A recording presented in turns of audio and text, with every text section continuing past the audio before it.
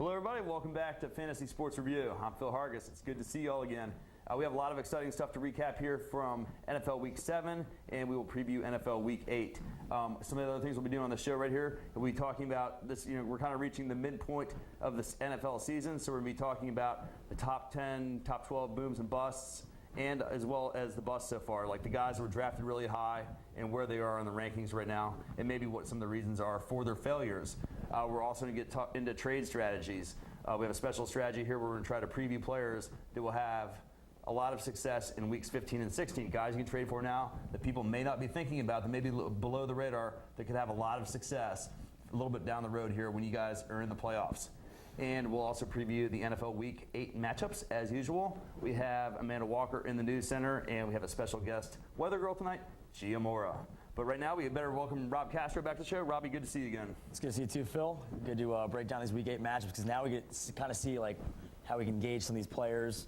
We know what they're all about now, and we can put some more strategy in talking about how these next weeks are going to play out. Figure out how good these guys are going to be going forward. I mean, look at the games last week, Robbie. There was a lot of big fantasy scoring football games. The Falcons and the Bengals each put up over 30, and you also see the Oakland Raiders putting up 59 points. I mean, what the heck happened there? They beat San Diego, and now they're beating Denver. Yeah, and then the one game that I circled that I thought was going to be very high scoring and very pivotal to some of the matchups being played this week was the New England Patriots at San Diego. It wasn't exactly a shootout fest like I predicted, but it was a good game nonetheless. And unlike I predicted, the Patriots were able to go across the country and get the W. The Chiefs continue to impress, putting up 42 points against a pretty weak Jacksonville defense. And, a couple other good games. Pittsburgh continues to roll in a tough game against Miami. That was kind of the feature game of last weekend. And the Dallas Cowboys and their catastrophic loss of Tony Romo, we will get to later on. But, Robbie, let's go ahead and start off with the quarterbacks here. We're 7 weeks into the season. That's basically halfway through your fantasy football season. Who've been some of the top guys that on the top 12 list there for the quarterbacks? Well, sort of like no surprise. You have Philip Rivers and Aaron Rodgers, number 1 and number 2. But then you have a guy, circle Kyle Orton out of the Denver Broncos offense, who no one really saw this coming. And as we predicted the past 3 weeks, this guy's legit. He is. He absolutely is. He has tons of weapons there to choose from, and they're not impressive weapons. I mean, Kyle Orton continues to get it done regardless of who he's throwing the ball to and who his running game support is. And that's big because you want to have a quarterback like that because he spreads the ball around to anybody. It's not just 1 or 2 guys, because if one of those 2 guys do get injured, that chain of command could fall down. But no, he's doing it week in and week out. And you also see Drew Brees, who hasn't really put up that great of numbers, but he's still in the top 5. That's true. I mean, Drew Brees has been anything but the Drew Brees we expected him to. I mean, you look at the top 5 there, and those guys are really your top 4 guys being drafted.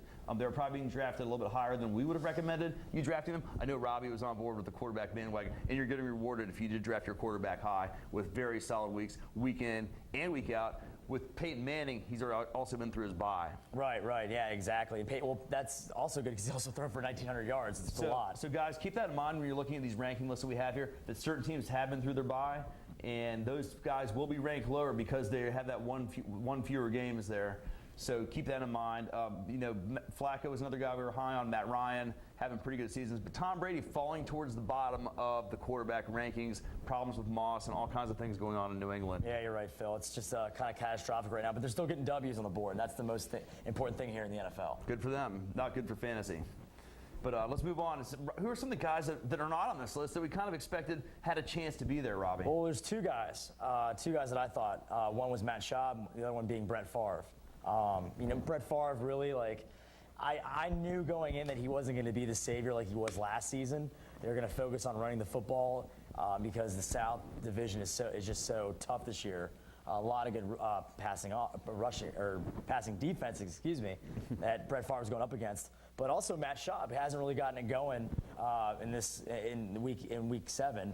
He had his bye last week. Maybe get something together going with Andre Johnson. But I know a lot of people have really kind of downplayed his failures a little bit. And doing so, he's one of the best quarterbacks in the AFC.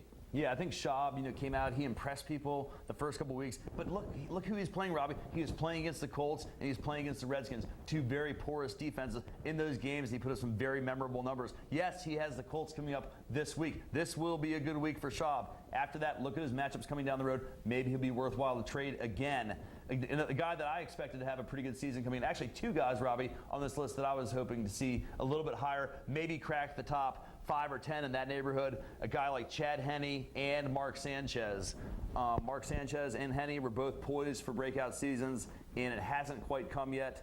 But they have been through their byes. The Chad Henne has been through his bye, and he has the emergence of Devon Best there, which I think will really help spread the field for Brandon Marshall to get more of those possession catches. And Henne should have a good season going on out. Yeah, you're right. I'm surprised that Chad Henne hasn't cracked the top 10, but he still has 8-9 weeks to do so. That's absolutely right. Moving on to running backs. And these are point per reception scoring that we're showing you. So it should be really no big surprise. The guys like Frank Gore and LaShawn McCoy are at the top of this list. Yeah, well, there's a lot of big surprises, too. The guy I look at, Javid Best, having one of the best rookie seasons that we've seen in our lifetime, Phil. Not only does he almost lead the NFL in receiving and catching the football with 32 receptions, but he's also doing it with touchdowns. He beat LaDainian Tomlinson's rushing record. He had 4 touchdowns in his first 4 games. I mean, the rookie out of University of California is doing a great job, really spark plugging in this Detroit offense. I know they've only won 1 game, but they are playing against the Washington Redskins this week, who's had a really tough, it was very inconsistent defense. I like Javid Best down the stretch. They beat the Redskins last year, and you only have to think that the return of Matt Stafford here will really help increase the value of Javid Best as you move on through the course of the season, because Stafford is a much more dangerous. Even though Sean Hill did a great job filling in for Matt Stafford and racked up some pretty good passing games, Matt Stafford is probably the more developed and complete quarterback, and it should only help a guy like Javid Best. And we also talked about our one-year wonder list, too. And you take a look at some of these guys, like Arian Foster, and the guy's rushed for 600 yards so far and 6 touchdowns. What more can you ask out of this guy, really, And then you also look at Peyton Hillis out of the Cleveland Browns. Kind of came out of nowhere because he was being supplanted by 2 other running backs that have just gotten injured, and he's done a very, very favorable job for this Browns offense so far. So key in on those 2 guys down the stretch. And you might want to trade for him if you do. I've looked to trade for Peyton Hillis or an Arian Foster type back, because he might lead you to the promised land. He might get you that victory in the division. Both those guys are good pickups, Robbie, because they are definitely, without a doubt, the feature back. There's no committee there for them to worry about sharing the balls around. I mean, Peyton Hillis he really was the waiver wire gem, one of the top waiver wire gems so far of this year. Him and probably like a guy like Brandon Lloyd. But, there are a lot of guys on this top 12 list that I'm surprised to see on here. I mean, not McCoy so much, but as I am Arian Foster, or Javid Best, or even a guy like Ahmad Bradshaw. Wasn't necessarily expecting him to be there in that committee situation there. But, these guys are on here. Will they be able to stay up there, Robbie? Will all those guys be able to stay there? Who would you pick out of that list there to fall off? To be honest with you, I think Darren McFadden might be the guy that falls off, because he hasn't really played a full season so far, but he's done a great job already kind of pacing that offense in Oakland. So we'll see. It'll be kind of interesting to see how he develops at week by week, because he doesn't really have the Michael Bush to rely on. He's got a few other guys, but if he goes down, that Oakland offense goes nowhere. Yeah, and he's obviously a threat to do that. If I had to pick a guy off that list, I'm going to go with Matt Forte. It's just not a good offensive line. It's just not a good offense.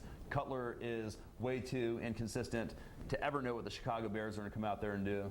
And pretty much Matt Forte has just been, either boom or bust the entire season. Do you really want to have that guy as somebody you have to rely on as your top running back? Definitely not. So who are some of the guys that can supplant some of the guys on the top of the list there? Well, there's a few guys on this list that I see. I like Ronnie Brown. I know he hasn't had the greatest season so far, but he has rushed for 300 yards.